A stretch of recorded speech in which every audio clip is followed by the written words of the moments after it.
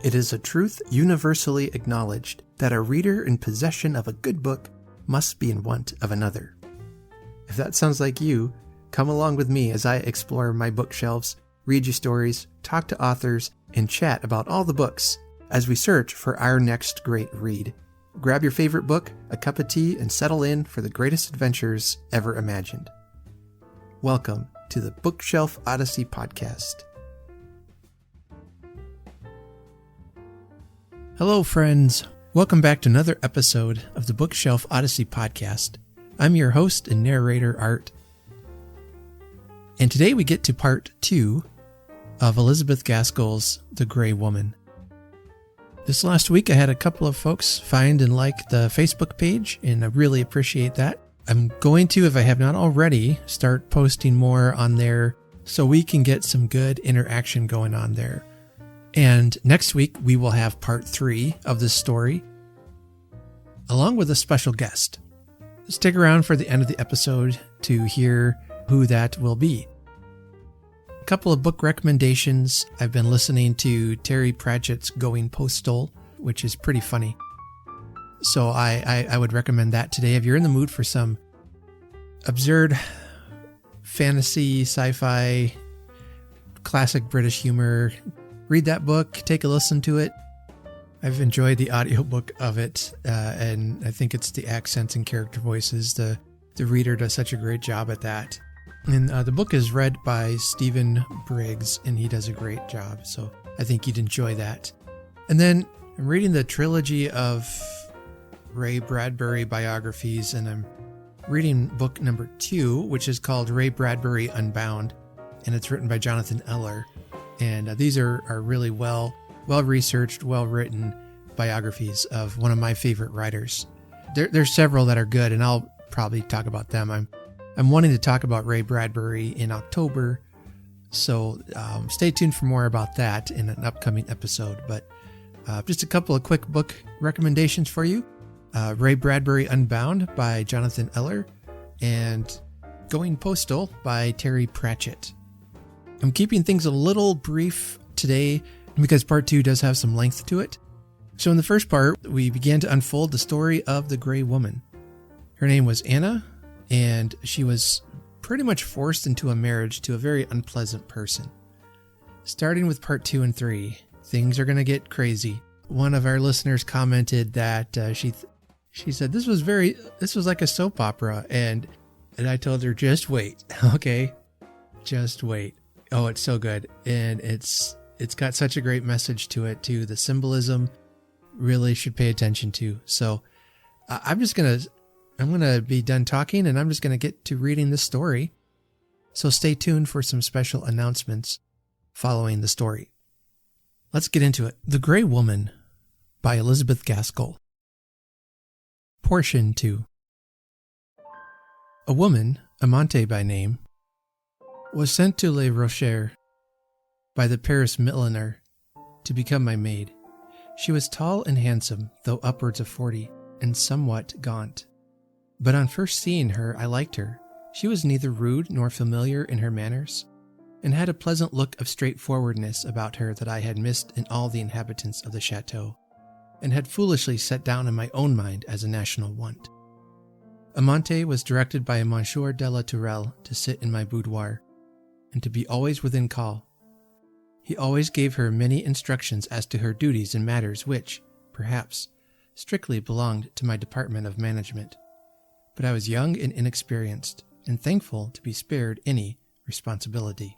I dare say it was true what Monsieur de la Tourelle said, before many weeks had elapsed, that, for a great lady, a lady of a castle, I became sadly too familiar with my Norman waiting maid. But you know that by birth we were not very far apart in rank. Amante was the daughter of a Norman farmer, I of a German miller, and besides that my life was so lonely, it almost seemed as if I could not please my husband. He had written for someone capable of being my companion at times, and now he was jealous of my free regard for her, angry because I could sometimes laugh at her original tunes and amusing proverbs, while when with him I was much too frightened to smile. From time to time, families from a distance of some leagues drove through the bad roads in their heavy carriages to pay us a visit, and there was an occasional talk of our going to Paris when public affairs should be a little more settled. These little events and plans were the only variations in my life for the first 12 months, if I except the alternations in Monsieur de la Tourelle's temper, his unreasonable anger, and his passionate fondness. Perhaps one of the reasons that made me take pleasure and comfort in Amante's society was that whereas I was afraid of everybody, I do not think I was half as much afraid of things as of persons. Amante feared no one. She would quietly beard Lefebvre, and he respected her all the more for it. She had a knack of putting questions to Monsieur de la Tourelle, which respectfully informed him that she had detected the weak point, but forbore to press him too closely upon it out of deference to his position as her master. And with all her shrewdness to others, she had quite tender ways with me. All the more so at this time because she knew, what I had not yet ventured to tell Monsieur de la Tourelle, that by and by I might become a mother, that wonderful object of mysterious interest to single women, who no longer hope to enjoy such blessedness themselves. It was once more autumn, late in October, but I was reconciled to my habitation. The walls of the new part of the building no longer looked bare and desolate. The debris had been so far cleared away by Monsieur de la Tourelle's desire as to make me a little flower garden, in which I tried to cultivate those plants that I remembered as growing at home. Amante and I had moved the furniture in the rooms and adjusted it to our liking. My husband had ordered many an article from time to time that he thought would give me pleasure, and I was becoming tame to my apparent imprisonment in a certain part of the great building, the whole of which I had never yet explored. It was October, as I say, once more. The days were lovely, though short in duration, and Monsieur de la Tourelle had occasion, so he said, to go to that distant estate, the superintendence of which so frequently took him away from home. He took Lefebvre with him, and possibly some more of the lackeys. He often did.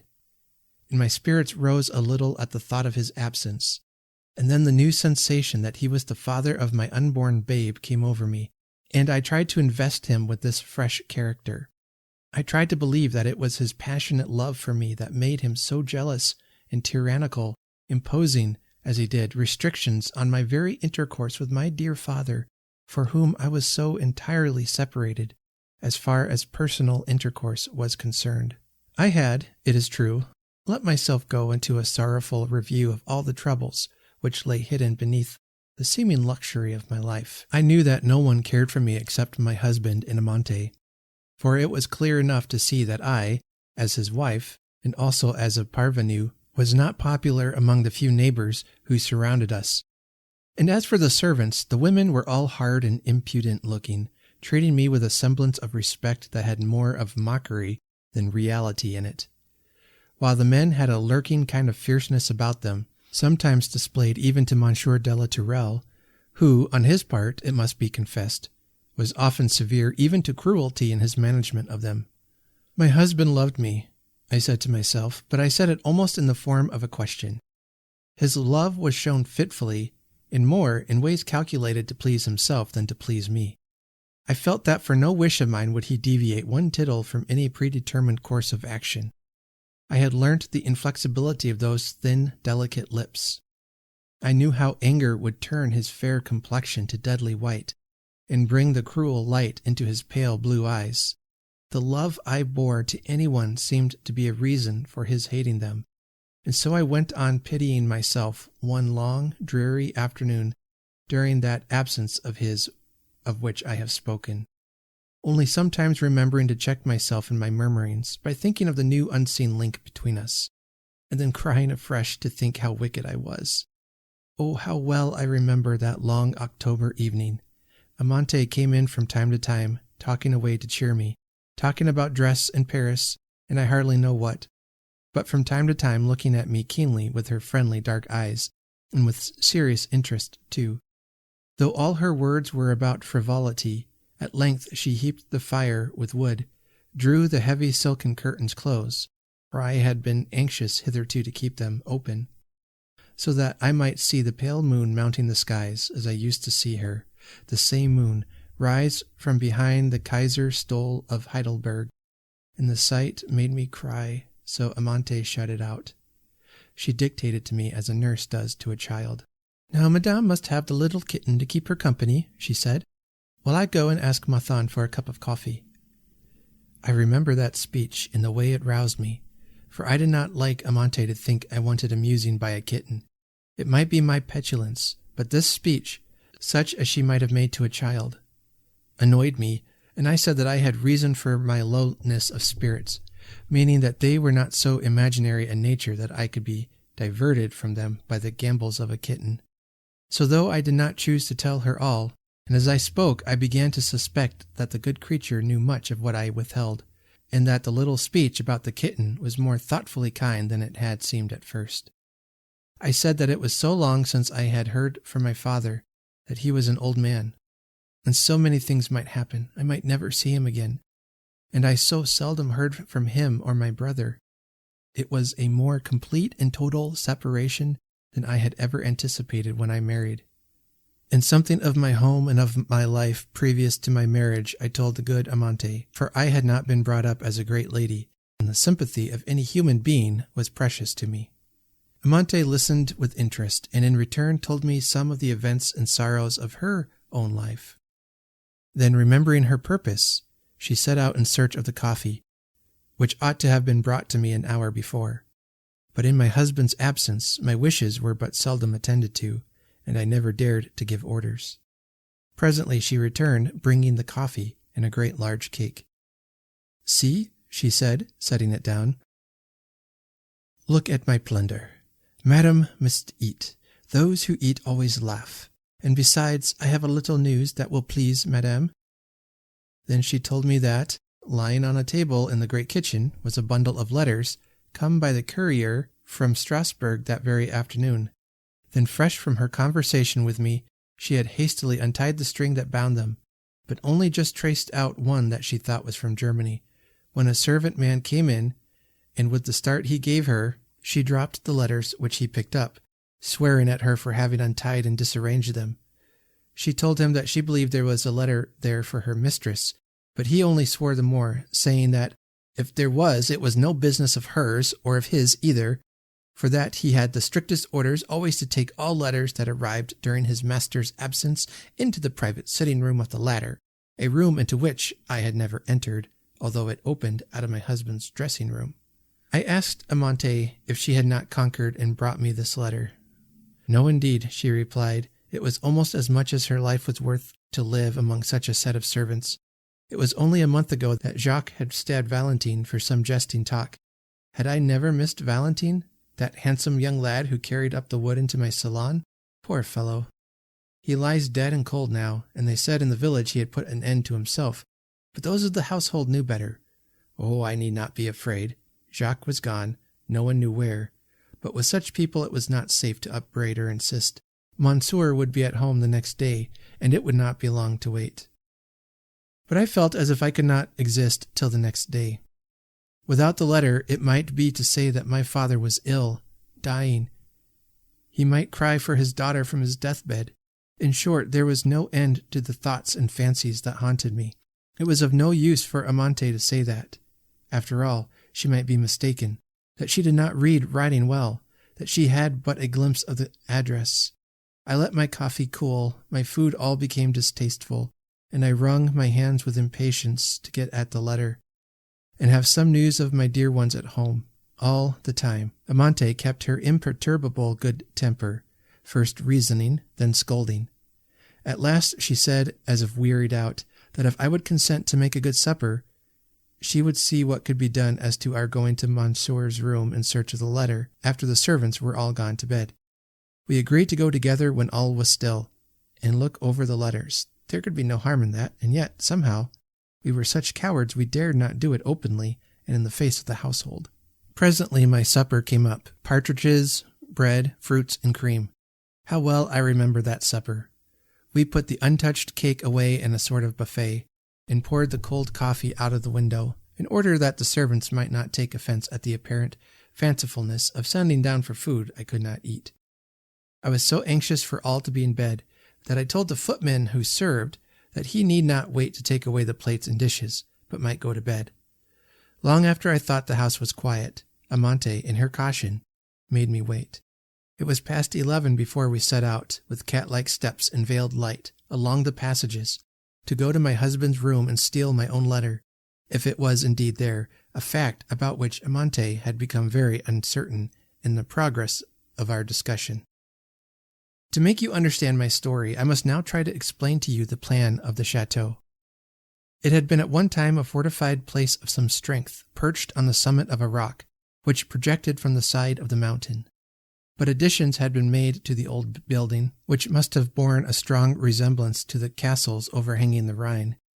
And these new buildings were placed so as to command a magnificent view, being on the steepest side of the rock, from which the mountain fell away, as it were, leaving the great plain of France in full survey. The ground plan was something of the shape of 3 sides of an oblong. My apartments in the modern edifice occupied the narrow end, and had this grand prospect. The front of the castle was old, and ran parallel to the road far below. In this were contained the offices and public rooms of various descriptions, into which I never penetrated. The back wing, considering the new building in which my apartments were as the center, consisted of many rooms, of a dark and gloomy character, as the mountainside shut out much of the sun, and heavy pine woods came down within a few yards of the windows. Yet on this side, on a projecting plateau of the rock, my husband had formed the flower garden of which I have spoken, for he was a great cultivator of flowers in his leisure moments. Now my bedroom was the corner of the new building on the part next to the mountain. Hence I could have let myself down into the flower garden by my hands on the window-sill on one side without danger of hurting myself, while the windows at right angles with these looked sheer down a descent of 100 feet at least. Going still farther along this wing, you came to the old building. In fact, these 2 fragments of the ancient castle had formerly been attached by some such connecting apartments as my husband had rebuilt. These rooms belonged to Monsieur de la Tourelle. His bedroom opened into mine. His dressing room lay beyond, and that was pretty nearly all I knew, for the servants, as well as he himself, had a knack of turning me back, under some pretense, if ever they found me walking about alone, as I was inclined to do when I first came, from a sort of curiosity to see the whole of the place of which I found myself mistress. Monsieur de la Tourelle never encouraged me to go out alone, either in a carriage or for a walk, saying always that the roads were unsafe in those disturbed times. Indeed, I have sometimes fancied since that the flower garden, to which the only access from the castle was through his rooms, was designed in order to give me exercise and employment under his own eye. But to return to that night, I knew, as I have said, that Monsieur de la Tourelle's private room opened out of his dressing room, and this out of his bedroom, which again opened into mine, the corner room. But there were other doors into all these rooms, and these doors led into a long gallery lighted by windows, looking into the inner court. I do not remember our consulting much about it. We went through my room into my husband's apartment, through the dressing room, but the door of communication into his study was locked, so there was nothing for it but to turn back and go by the gallery to the other door. I recollect noticing 1 or 2 things in these rooms, then seen by me for the first time. I remember the sweet perfume that hung in the air, the scent bottles of silver that decked his toilet table, and the whole apparatus for bathing and dressing, more luxurious even than those which he had provided for me. But the room itself was less splendid in its proportions than mine. In truth, the new buildings ended at the entrance to my husband's dressing room. There were deep window recesses and walls 8 or 9 feet thick, and even the partitions between the chambers were 3 feet deep. But over all these doors or windows there fell thick, heavy draperies, so that I should think no one could have heard in one room what passed in another. We went back into my room and out into the gallery. We had to shade our candle from a fear that possessed us, I don't know why, lest some of the servants in the opposite wing might trace our progress towards the part of the castle unused by anyone except my husband. Somehow, I had always the feeling that all the domestics, except Amante, were spies upon me, and that I was trammelled in a web of observation and unspoken limitation extending over all my actions. There was a light in the upper room, We paused, but I was chafing under the delays. What was the harm of seeking my father's unopened letter to me in my husband's study? I, generally the coward, now blamed Amante for her unusual timidity. But the truth was, she had far more reason for suspicion as to the proceedings of that terrible household than I had ever known of. I urged her on, I pressed on myself. We came to the door, locked, but with the key in it. We turned it. We entered. The letters lay on the table, their white oblongs catching the light in an instant and revealing themselves to my eager eyes, hungering after the words of love from my peaceful, distant home. But just as I pressed forward to examine the letters, the candle which Amante held, caught in some draught, went out, and we were in darkness. Amante proposed that we should carry the letters back to my salon, collecting them as well as we could in the dark, and returning all but the expected one for me. But I begged her to return to my room, where I kept tinder and flint, and to strike a fresh light. And so she went, and I remained alone in the room, of which I could only just distinguish the size and the principal articles of furniture, a large table with a deep overhanging cloth in the middle, escritoires and other heavy articles against the walls. All this I could see as I stood there, my hand on the table close by the letters, my face towards the window, which, both from the darkness of the wood growing high up the mountainside and the faint light of the declining moon, seemed only like an oblong of paler, purpler black than the shadowy room. How much I remembered from my one instantaneous glance before the candle went out, how much I saw as my eyes became accustomed to the darkness, I do not know. But even now in my dreams comes up that room of horror, distinct in its profound shadow. Amante could hardly have been gone a minute before I felt an additional gloom before the window, and heard soft movements outside, soft but resolute, and continued until the end was accomplished, and the window raised. In mortal terror of people forcing an entrance at such an hour, and in such a manner as to leave no doubt of their purpose, I would have turned to fly when first I heard the noise, only that I feared by any quick motion to catch their attention, as I also ran the danger of doing by opening the door, which was all but closed, and to whose handlings I was unaccustomed. Again, quick as lightning, I bethought me of the hiding place between the locked door to my husband's dressing room and the portiere which covered it, but I gave that up. I felt as if I could not reach it without screaming or fainting, so I sank down softly and crept under the table, hidden, as I hoped, by the great deep table cover with its heavy fringe. I had not recovered my swooning senses fully, and was trying to reassure myself as to my being in a place of comparative safety, for above all things I dreaded the betrayal of fainting, and struggled hard for such courage as I might attain by deadening myself to the danger I was in, by inflicting intense pain on myself. You have often asked me the reason for that mark on my hand. It was where, in my agony, I bit out a piece of flesh with my relentless teeth, thankful for the pain, which helped to numb my terror. I say I was but just concealed when I heard the window lifted, and one after another stepped over the sill and stood by me so close that I could have touched their feet. Then they laughed and whispered.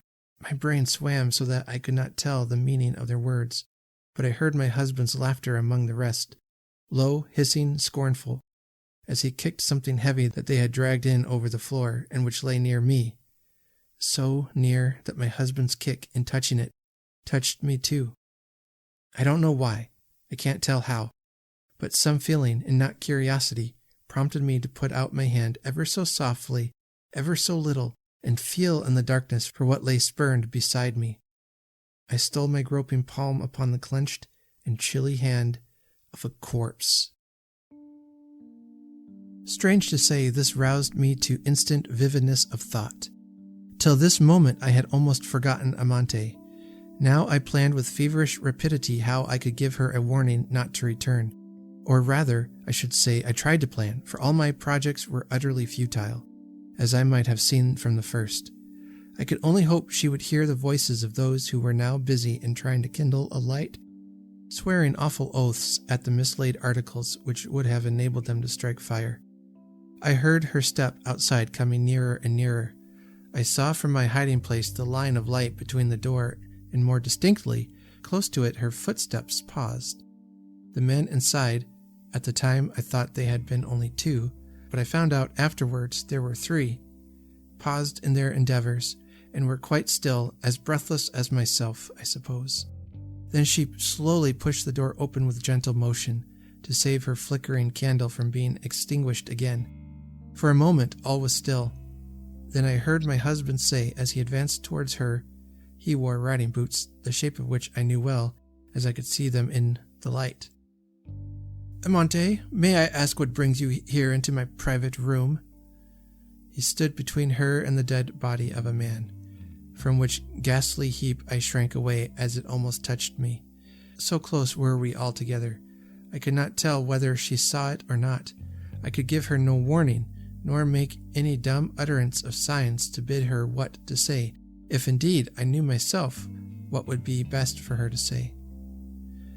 Her voice was quite changed when she spoke, quite hoarse and very low, yet it was steadily enough as she said, what was the truth, that she had come to look for a letter which she believed had arrived for me from Germany. Good, brave Amante, not a word about me. Monsieur de la Tourelle answered with a grim blasphemy and a fearful threat. He would have no one prying into his premises. Madame should have her letters, if there were any, when he chose to give them to her, if indeed he thought it well to give them to her at all. As for Amante, this was her first warning, but it was also her last, and taking the candle out of her hand, he turned her out of the room, his companions discreetly making a screen so as to throw the corpse into deep shadow. I heard the key turn in the door after her. If I had ever had any thought of escape, it was gone now. I only hoped that whatever was to befall me might soon be over, for the tension of nerve was growing more than I could bear. The instant she could be supposed to be out of hearing, 2 voices began speaking in the most angry terms to my husband, upbraiding him for not having detained her, gagged her. Nay, one was for killing her, saying he had seen her eye fall on the face of the dead man, whom he now kicked in his passion. Though the form of their speech was as if they were speaking to equals, yet in their tone there was something of fear. I am sure my husband was their superior, or captain, or somewhat. He replied to them almost as if he were scoffing at them, saying it was such an expenditure of labor having to do with fools, that 10 to 1 the woman who was only telling the simple truth, and that she was frightened enough by discovering her master in his room to be thankful to escape and return to her mistress, to whom he could easily explain on the morrow how he happened to return in the dead of night.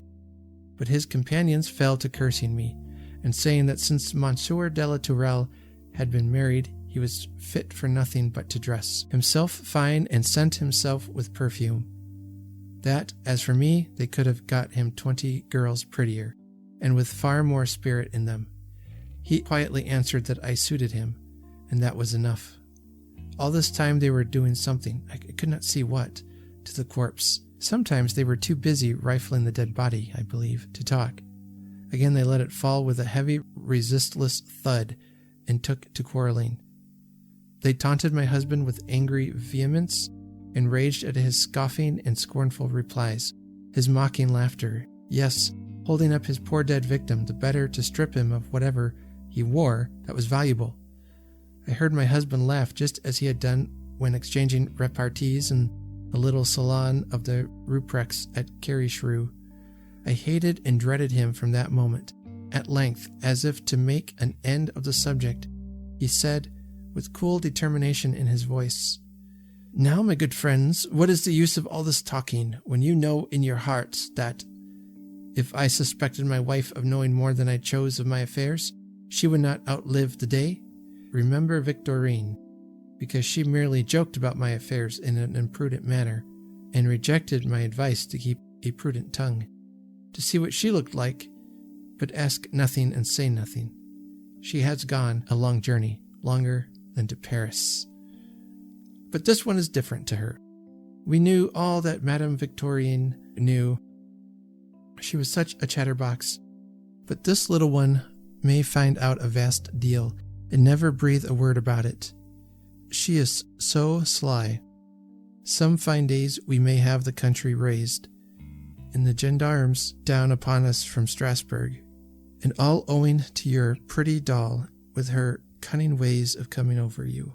I think this roused Monsieur de la Tourelle a little from his contemptuous indifference, for he ground an oath through his teeth and said, "Feel, this dagger is sharp, Henry.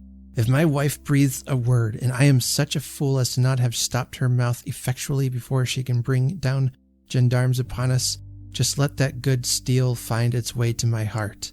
Let her guess what one tittle, let her have but one slight suspicion that I am not a grand proprietaire, much less imagine that I am a chief of chauffeurs.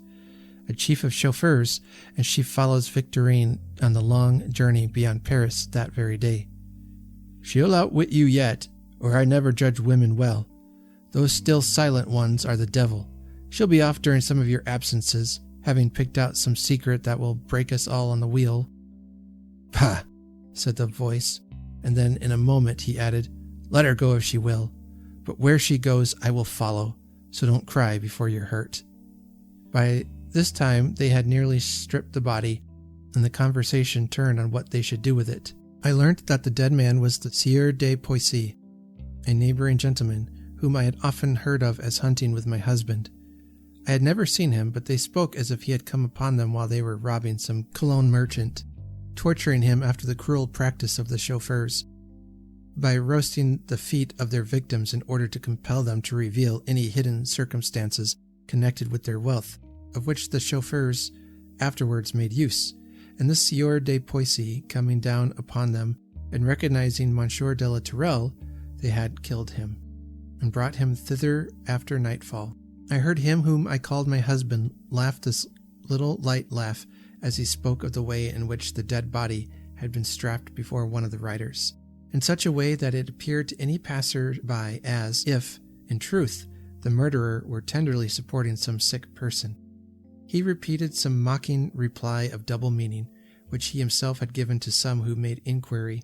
He enjoyed the play upon words, softly applauding his own wit. And all the time the poor, helpless, outstretched arms of the dead lay close to his dainty boot. Then another stooped, and my heart stopped beating, and picked up a letter lying on the ground, a letter that had dropped out of Monsieur de Poissy's pocket. A letter from his wife, full of tender words of endearment and pretty babblings of love. This was read aloud, with coarse, ribald comments on every sentence, each trying to outdo the previous speaker. When they came to some pretty words about a sweet Maurice, their little child away with its mother on some visit, they laughed at Monsieur de la Tourelle, and told him that he would be hearing such women's drivelling some day. Up to that moment, I think, I had only feared him, but this unnatural, half-ferocious reply made me hate even more than I dreaded him. But now they grew weary of their savage merriment. The jewels and watch had been appraised, the money and papers examined, and apparently there were some necessity of the body being interred quietly before daybreak. They had not dared to leave him where he was slain, for fear lest people should come and recognize him, and raise the hue and cry upon them, for they all along spoke as if it was their constant endeavor to keep the immediate neighborhood of Les Rochers in the most orderly and tranquil condition, so as never to give cause for visits from the gendarmes. They disputed a little as to whether they should make their way into the castle larder through the gallery and satisfy their hunger before the hasty interment, or afterwards. I listened with eager, feverish interest as soon as this meeting of their speeches reached my hot and troubled brain, for at the time the words they uttered seemed only to stamp themselves with terrible force on my memory, so that I could hardly keep from repeating them aloud like a dull, miserable, unconscious echo. But my brain was numb to the sense of what they said, unless I myself were named, and then I suppose some instinct of self-preservation stirred within me and quickened my sense. And now I strained my ears and nerved my hands and limbs, beginning to twitch with convulsive movements which I feared might betray me. I gathered every word they spoke, not knowing which proposal to wish for, but feeling that whatever was finally decided upon, my only chance of escape was drawing near. I once feared lest my husband should go to his bedroom before I had that one chance, in which case he would most likely have perceived my absence. He said that his hands were soiled. I shuddered, for it might be with life-blood, and he would go and cleanse them. But some bitter jest turned his purpose, and he left the room with the other two, left by the gallery door, left me alone in the dark with the stiffening corpse. Now was my time, if ever, and yet I could not move. It was not my cramped and stiffened joints that crippled me. It was the sensation of that dead man's close presence. I almost fancy still, I heard the arm nearest to me move, lift itself up as if once more imploring, and fall into a dead despair. At that fancy, if fancy it were, I screamed aloud in mad terror, and the sound of my own strange voice broke the spell. I drew myself to the side of the table farthest from the corpse, with as much slow caution as if I could really have feared the clutch of that poor dead arm, powerless for evermore. I softly raised myself up and stood sick and trembling, holding by the table, too dizzy to know what to do next. I nearly fainted when a low voice spoke. When Amante, from the outside of the door, whispered, "Madame!" The faithful creature had been on the watch, had heard my scream, and having seen the three ruffians troop along the gallery down the stairs and across the court to the offices in the other wing of the castle, she had stolen to the door of the room in which I was. The sound of her voice gave me strength. I walked straight towards it as one benighted on a dreary road, suddenly perceiving the small steady light which tells of human dwellings, takes heart, and steers straight onward. Where I was, where that voice was, I knew not, but go to it I must, or die. The door once opened, I know not which of us. I fell upon her neck, grasping her tight, till my hands ached with the tension of their hold. Yet she never uttered a word, only she took me up in her vigorous arms and bore me to my room and laid me on my bed. I do not know more. As soon as I was placed there I lost sense. I came to myself with a horrible dread lest my husband was by me, with the belief that he was in the room, in hiding, waiting to hear my first words, watching for the least sign of the terrible knowledge I possessed to murder me. I dared not breathe quicker. I measured and timed each heavy inspiration. I did not speak, nor move, nor even open my eyes. For long after I was in my miserable senses. I heard someone treading softly about the room as if with a purpose, not as if for curiosity, or merely to beguile the time. Someone passed in and out of the salon, and I still lay quiet, feeling as if death were inevitable, but wishing that the agony of death were past. Again faintness stole over me, but just as I was sinking into the horrible feeling of nothingness, I heard Amante's voice close to me, saying, "Drink this, madame, and let us be gone. All is ready." I let her put her arm under my head and raise me, and pour something down my throat. All the time she kept talking in a quiet, measured voice, unlike her own, so dry and authoritative. She told me that a suit of her clothes lay ready for me, that she herself was as much disguised as the circumstances permitted her to be, that what provisions I had left from my supper were stowed away in her pockets, and so she went on, dwelling on little details of the most commonplace description, but never alluding for an instant to the fearful cause why flight was necessary. I made no inquiry as to how she knew, or what she knew. I never asked her either then or afterwards. I could not bear it. We kept our dreadful secret close, but I suppose she must have been in the dressing-room adjoining and heard all. In fact, I dared not speak even to her, as if there were anything beyond the most common event in life in our preparing thus to leave the house of blood by stealth in the dead of night. She gave me directions, short, condensed directions, without reasons, just as you do to a child, and like a child I obeyed her. She went often to the door and listened, and often, too, she went to the window and looked anxiously out. For me, I saw nothing but her, and I dared not let my eyes wander from her for a minute, and I heard nothing in the deep midnight silence but her soft movements and the heavy beating of my own heart. At last she took my hand and led me in the dark, through the salon, once more into the terrible gallery, where across the black darkness the windows admitted pale, sheeted ghosts of light upon the floor. Clinging to her I went, unquestioning, for she was human sympathy to me after the isolation of my unspeakable terror.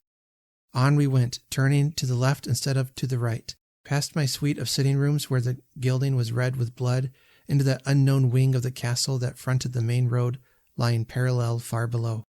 She guided me along the basement passages to which we had now descended, until we came to a little open door, through which the air blew chill and cold, bringing for the first time a sensation of life to me. The door led into a kind of cellar, through which we groped our way to an opening like a window, but which, instead of being glazed, was only fenced with iron bars, 2 of which were loose, as Amante evidently knew, for she took them out with the ease of one who had performed the action often before, and then helped me to follow her out into the free, open air. We stole around the end of the building, and on turning the corner, she first, I felt her hold on me tighten for an instant, and the next step I too heard distant voices and the blows of a spade upon the soil, for the night was very warm and still. We had not spoken a word. We did not speak now. Touch was safer and as expressive. She turned down towards the high road. I followed. I did not know the path. We stumbled again and again, and I was much bruised, so doubtless was she, but bodily pain did me good. At last we were on the plainer path of the high road. I had such faith in her that I did not venture to speak, even when she paused, as wondering to which hand she should turn. But now for the first time she spoke. "Which way did you come when he brought you here first?" I pointed. I could not speak. We turned in the opposite direction, still going along the high road. In about an hour we struck up the mountainside, scrambling far up before we even dared to rest, far up and away again before day had fully dawned. Then we looked about for some place of rest and concealment, and now we dared to speak in whispers. Amante told me that she had locked the door of communication between his bedroom and mine, and, as in a dream, I was aware that she had also locked and brought away the key of the door between the latter and the salon. "He will have been too busy this night to think much about you. He will suppose you are asleep. I shall be the first to be missed, but they will only just now be discovering our loss." I remember those last words of hers made me pray to go on. I felt as if we were losing precious time in thinking either of rest or concealment. She hardly replied to me, so busy was she in seeking out some hiding place. At length, giving it up in despair, we proceeded onwards a little way. The mountainside sloped downwards rapidly, and in the full morning light we saw ourselves in a narrow valley, made by a stream which forced its way along it. About a mile lower down there rose the pale blue smoke of a village. A mill wheel was lashing up the water close at hand, though out of sight. Keeping under the cover of every sheltering tree or bush, we worked our way down past the mill, down to a one-arched bridge, which doubtless formed part of the road between the village and the mill. "This will do," said she, and we crept under the space, and climbing a little way up the rough stonework, we seated ourselves on a projecting ledge, and crouched in the deep, damp shadow. Amante sat a little above me, and made me lay my head on her lap. Then she fed me and took some food herself, and opened out her great dark cloak. She covered up every light-colored speck about us. And thus we sat, shivering and shuddering, yet feeling a kind of rest through it all, simply from the fact that motion was no longer imperative, and that during the daylight our only chance of safety was to be still. But the damp shadow in which we were sitting was blighting, from the circumstance of the sunlight never penetrating there, and I dreaded lest, before night and the time of exertion again came on, I should feel illness creeping all over me. To add to our discomfort, it had rained the whole day long, and the stream, fed by 1,000 little mountain brooklets, began to swell into a torrent, rushing over the stones with a perpetual and dizzying noise. Every now and then I was wakened from the painful doze into which I continually fell, by a sound of horses' feet over our head, sometimes lumbering heavily as if dragging a burden, sometimes rattling and galloping, and with the sharper cry of men's voices cutting through the roar of the waters. At length day fell. We had to drop into the stream, which came above our knees as we waded to the bank. There we stood, stiff and shivering. Even Amante's courage seemed to fail. "We must pass this night in shelter somehow," said she, for indeed the rain was coming down pitilessly. I said nothing. I thought that surely the end must be death in some shape, and I only hoped that to death might not be added the terror of the cruelty of men. In a minute or so she had resolved on her course of action. We went up the stream to the mill. The familiar sounds, the scent of the wheat, the flower whitening the walls, all reminded me of home, and it seemed to me as if I must struggle out of this nightmare and waken, and find myself once more a happy girl by the Neckar side. They were long in unbarring the door at which Amante had knocked. At length an old feeble voice inquired, "Who is there, and what was sought?" Amante answered, "Shelter from the storm for 2 women." But the old woman replied, with suspicious hesitation, that she was sure it was a man who was asking for shelter, and that she could not let us in. But at length she satisfied herself and unbarred the heavy door, and admitted us. She was not an unkindly woman, but her thoughts all travelled in one circle, and that was, that her master, the miller, had told her on no account to let any man into the place during his absence, and that she did not know if he would not think 2 women as bad, and yet that as we were not men, no one could say she had disobeyed him, for it was a shame to let a dog be out such a night as this. Amante, with ready wit, told her to let no one know that we had taken shelter there that night, and that her master could not blame her. And while she was thus enjoying secrecy as the wisest course, with a view to far other people than the miller, she was hastily helping me to take off my wet clothes, and spreading them as well as the brown mantle that had covered us both, before the great stove which warmed the room with the effectual heat that the old woman's failing vitality required. All this time the poor creature was discussing with herself as to whether she had disobeyed orders, in a kind of garrulous way that made me fear much of her capability of retaining anything secret if she was questioned. By and by she wandered away to an unnecessary revelation of her master's whereabouts. Gone to help in the search for his landlord, the Sieur de Poissy, who lived at the chateau just above, and who had not returned from his chase the day before. So the intendant imagined he might have met with some accident, and had summoned the neighbors to beat the forest and the hillside. She told us much besides, giving us to understand that she would fain meet with a place as housekeeper where there were more servants and less to do, as her life here was very lonely and dull, especially since her master's son had gone to the wars. She then took her supper, which was evidently apportioned out to her with a sparing hand, as, even if the idea had come into her head, she had not enough to offer us any. Fortunately, warmth was all that we required, and that, thanks to Amante's cares, was returning to our chilled bodies. After supper the old woman grew drowsy, but she seemed uncomfortable at the idea of going to sleep and leaving us still in the house. Indeed, she gave us pretty broad hints as to the propriety of our going once more out into the bleak and stormy night, but we begged to be allowed to stay under shelter of some kind, and at last a bright idea came over her, and she bade us mount by a ladder to a kind of loft, which went half over the lofty mill kitchen in which we were sitting. We obeyed her. What else could we do? And we found ourselves in a spacious floor, without any safeguard or wall, boarding or railing, to keep us from falling over into the kitchen in case we went near the edge. It was, in fact, the storeroom or garret for the household. There was bedding piled up, boxes and chests, mill sacks, the winter store of apples and nuts, bundles of old clothes, broken furniture, and many other things. No sooner were we up there than the old woman dragged the ladder, by which she had ascended, away with a chuckle, as if she was now secure that we could do no mischief, and sat herself down again once more, to doze and await her master's return. We pulled out some bedding, and gladly laid ourselves down in our dried clothes and in some warmth, hoping to have the sleep we so much needed to refresh us and prepare us for the next day. But I could not sleep, and I was aware, from her breathing, that Amante was equally wakeful. We could both see through the crevices between the boards that formed the flooring into the kitchen below, very partially lighted by the common lamp that hung against the wall nearby the stove on the opposite side to that on which we were.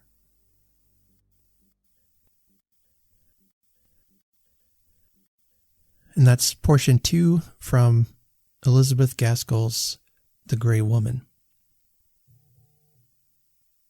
So quite the adventurous middle section.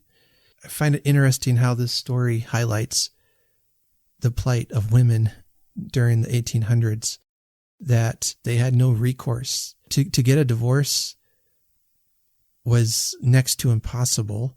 To call on the police for help, they very likely would not have believed her. And on top of all that, there was no way for her to get a message to anyone anyway.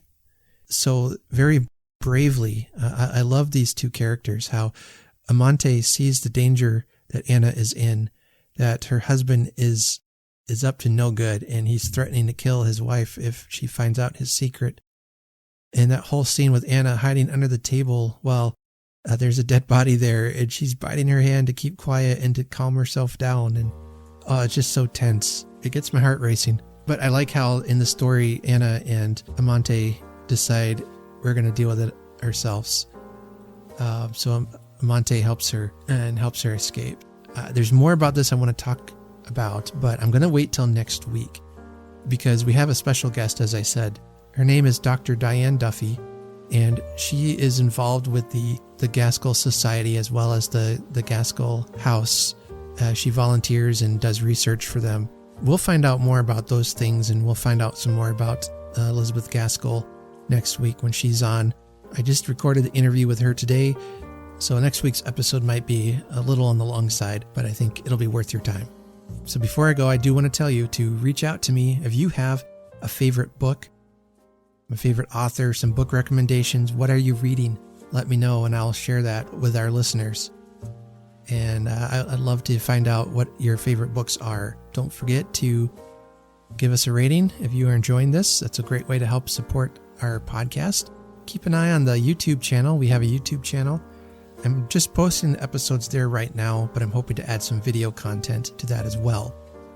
So keep an eye on that if that is something that interests you.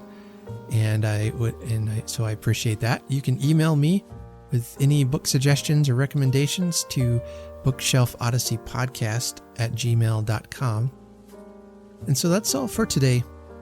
Thank you for listening. Grab a book, make yourself comfortable, and just keep reading. Take care.